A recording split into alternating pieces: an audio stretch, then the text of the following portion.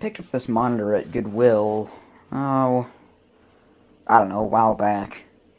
The receipt's probably somewhere, I don't know. But it was $5, as you can see there by that bright lime green price tag right there. Oh wow, this camera, that made a cool depth of field effect right there. Alright. And that logo is so 90s, it has to be pretty old. But, as you can see here, I have the Inspiron 6400 hooked up to it. I don't think that's ever really been shown in a video before, because it's not mine, it's my church's, so. Anyway, that is the AT power supply that originally came in my Premio Pentium 1 MMX computer, which no longer operates properly. And I have this fan hooked up to it just to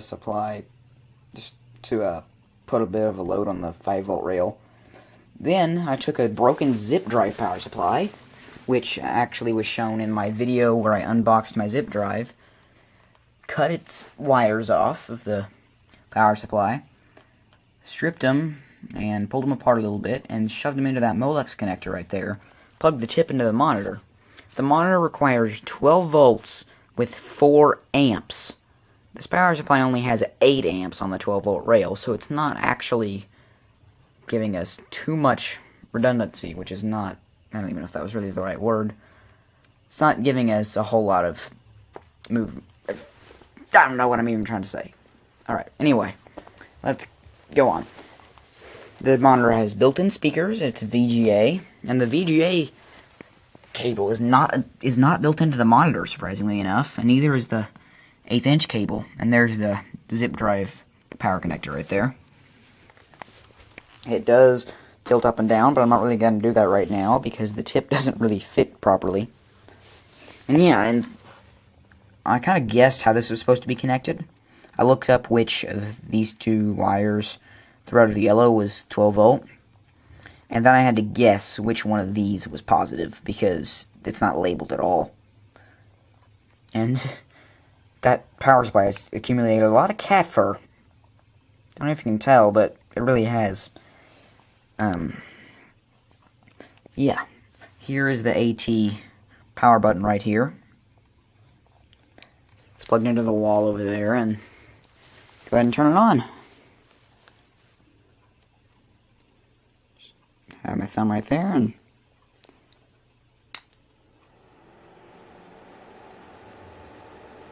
no signal input. Went off. There's that lovely Aspire blue glowing fan going, which makes a pretty interesting effect on the camera. It actually doesn't look that cool in real life. Looks like a whirlpool. You can see some cobwebs flailing around there. That's fun. Anyway, let's turn the laptop on. Power button, I kind of hit it over here. And the laptop is plugged in over there since its battery doesn't actually work I can't even talk.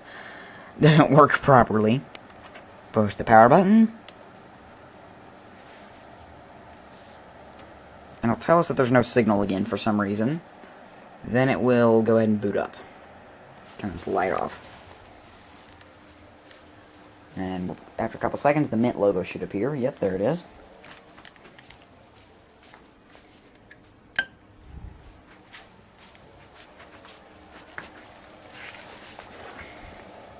Now, that looks really cool now. Alright.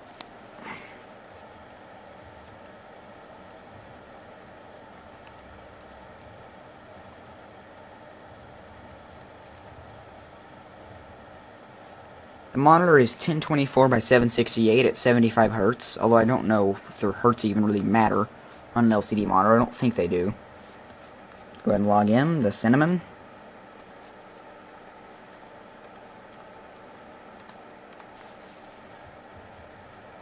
Built-in speakers are actually pretty nice.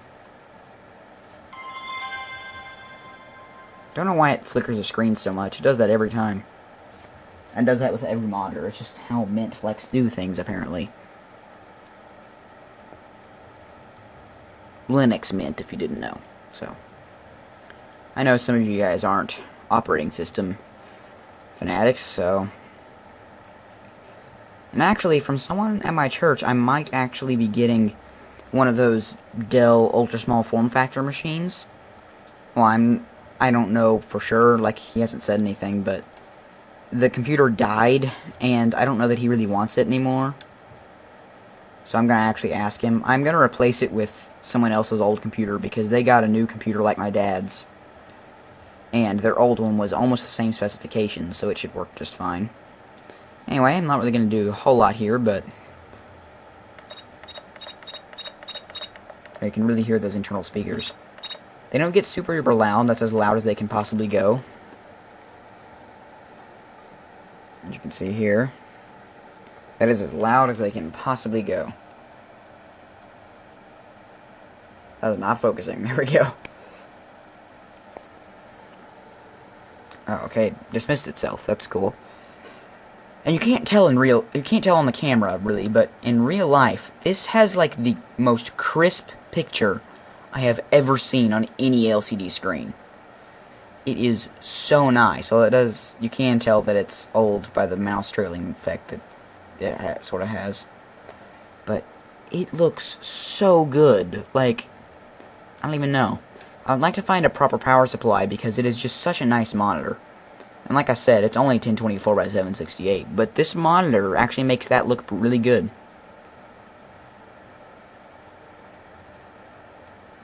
And if I get that Dell ultra small form factor machine, probably going to unhook my 2GS, since it's just sitting there right now, since I couldn't get GSOS or anything. So I was probably going to leave it set up there. And set this monitor on top of it, and put in a Hitachi DeskStar hard drive, since that's, well, actually, it was a Samsung spin point that failed on the computer. So, I'm going to replace it with Hitachi DeskStar, and set it up there, and click display, and it blinked to display. That's nice. Okay. As you can see, 1024 by 768. It won't go any higher, just lower. I don't even know what this weird resolution is right here. I've never seen that before. Chi-Mei Optoelectronics Corporation 15-inch. That is like the longest OEM identification name on any monitor I have ever seen. And that's just a laptop. So. The laptop screen isn't even turned on right now, so. There's not a whole lot I can show you. I mean, I can play Minesweeper for you. Try to win that. Although I haven't really memorized the pattern on this version of Minesweeper, so I'm not as good at Linux Minesweeper. Scroll down and try to find Minesweeper. I don't even remember where it is. It'd be funny if they put it in Office. All applications. Let's just type in Minesweeper. Oops. I can't really see the keyboard, and I can only type with one hand, so I have to see the keyboard to really type. Mine is not showing any results. So, I don't know if Minesweeper is even on this computer. Honestly, it wouldn't surprise me if it's not. But you know what, let's go get that package. I can't even tell anymore. 1 second. There. I couldn't tell what I was typing in. Waiting. And hard drive indicator is going crazy. Or it was. Was going crazy. There we go. Software Manager. Let's type in Minesweeper in here. Just type in mine. I think I hit Shift instead of Enter. There we go. Diamond Mine puzzle game. Mine test. Oh. It's kind of cool. Never seen that anymore. K-Mines. Let's do Gnome Mines. Yeah, it's not even installed. 1 ongoing actions. Because they have all of the correct grammars. Downloading. Is my Wi-Fi working? Yeah, it's working. Not very well, but it's working.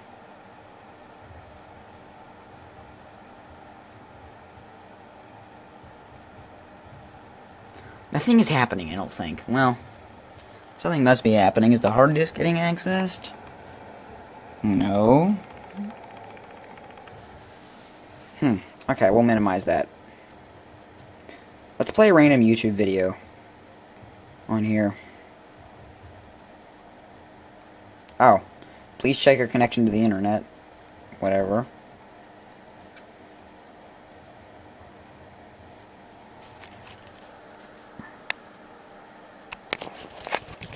Okay, this computer is definitely not the fastest computer in the world. I'm not sure my internet connection is actually functioning. Like, I don't... Very strange. Turn it off. Turn it back on. You can actually see there's an indicator light down there. Let's see. Auto Super Pope 211G or Super Pope 211G? What? What the heck does that mean? I prefer the one that isn't auto. I don't even know. I don't even know what I'm saying.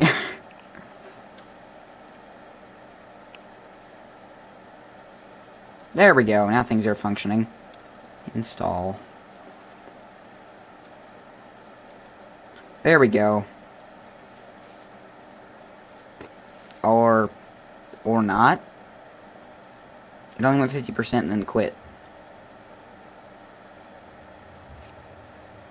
Well, but I can go to YouTube, it seems like. Yeah, I can. Alright then. Again, this has been going on for quite a while.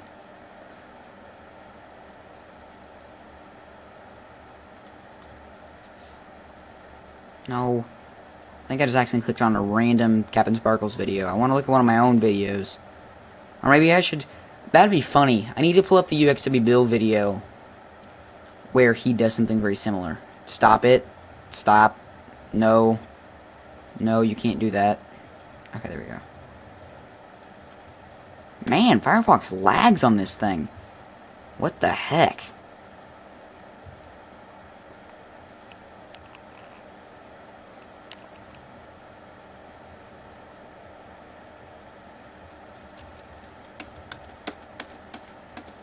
Holy crud. Firefox has just kind of crashed. Or maybe not. No. What? Stop. Dude. Are you for real right now? Oh my goodness. Just close Firefox. Goodness gracious. I'm gonna go use Chrome. Chromium. More of.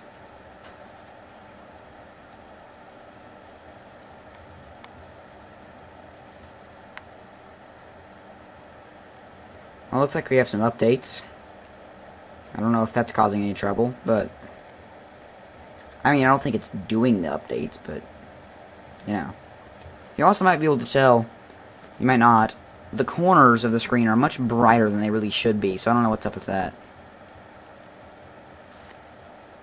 Didn't shut down correctly my rear end. Go to my home page and cooperate.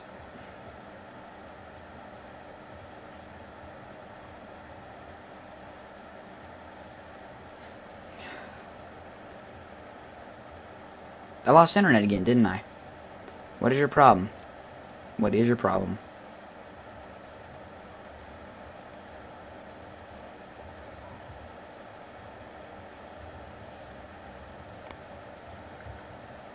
No. Dadgummit, this button is too sensitive. Why did it just open? This is ridiculous. I was just trying to do something funny. And I can't do the funny thing because the computer's just being an idiot. No, stop. I didn't even move it that far.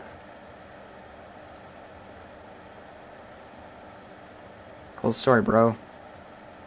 Just load YouTube, and I'll be happy. Waiting for Adblock Plus. Waiting for user agent switcher. What the heck? Okay, so we're going to type in UXWBill DVD player. Assuming that I'm not going to type a J instead of a U, which I totally just did. UXWBill space DVD space PLAYER. There we go. It's very hard to type in the dark.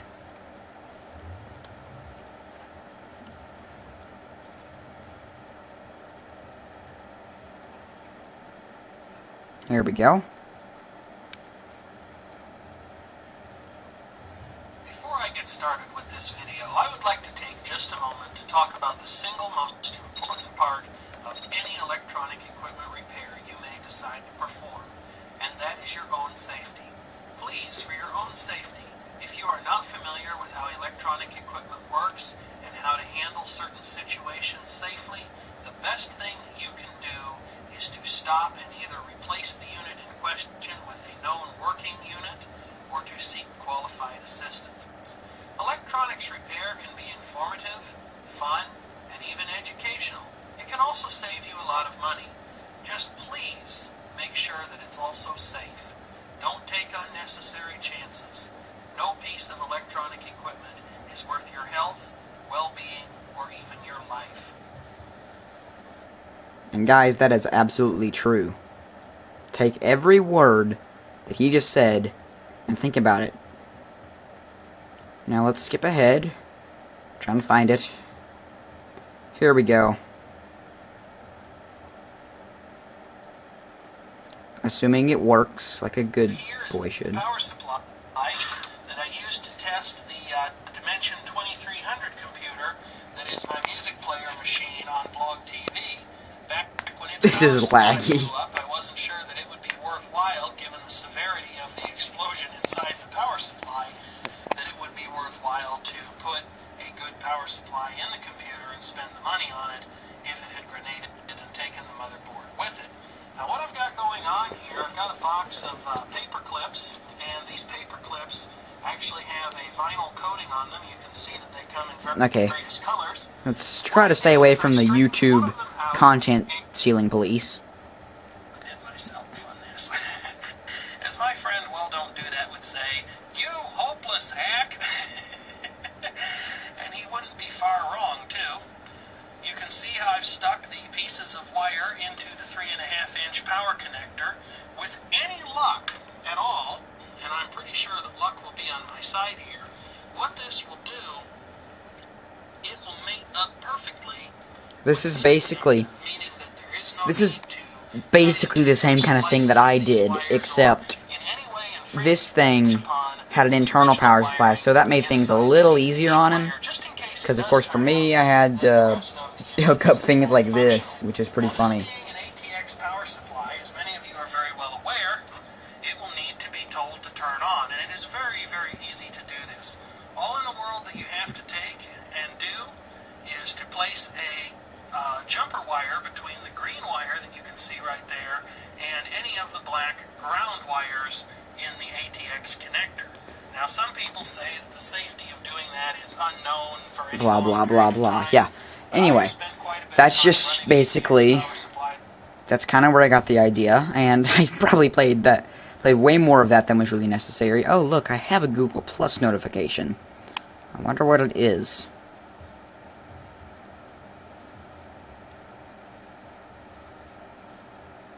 Well, okay then. This doesn't seem to be a multi-touch pad. Let's do the old side-scroll thing. Side-scroll!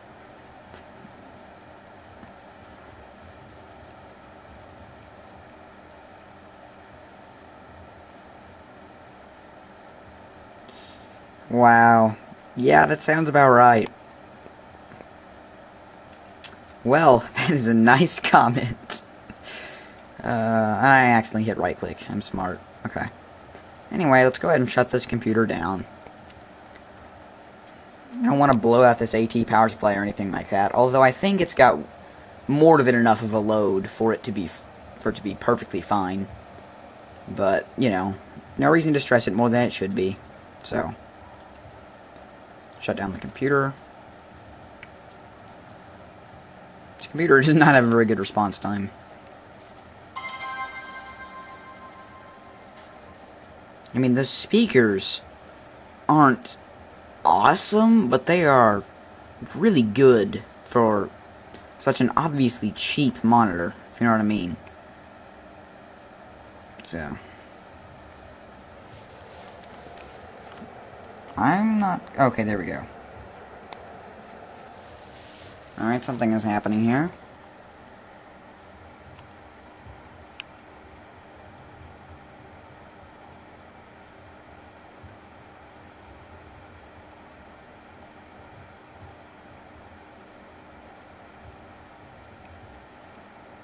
No signal input. It's the white box that's totally blown out says. Alright, anyway. Let's do a flick of the AT power switch. And then we'll be good to go.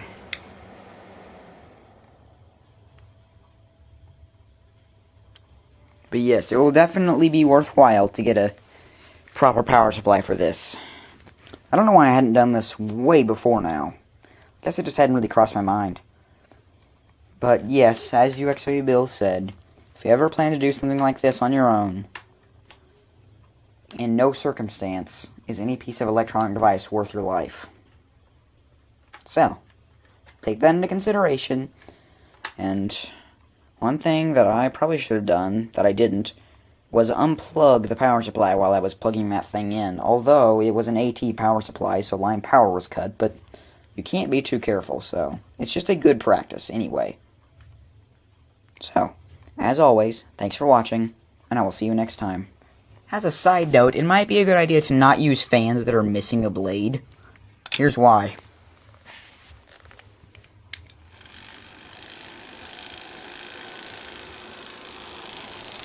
In case you can't tell, let me get a little closer.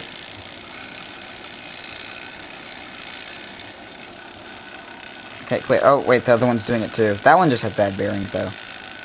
That one, dude. It's Lovercraft.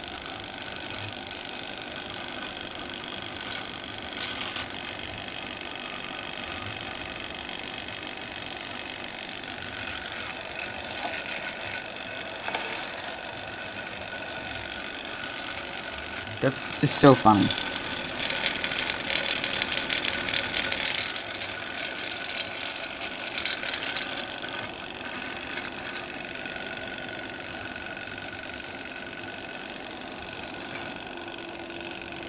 Holy cow, this is like vibrating my entire hand. 1 second.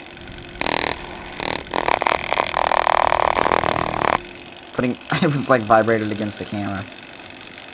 Alright, that was just like a little add-on to the video, to be funny.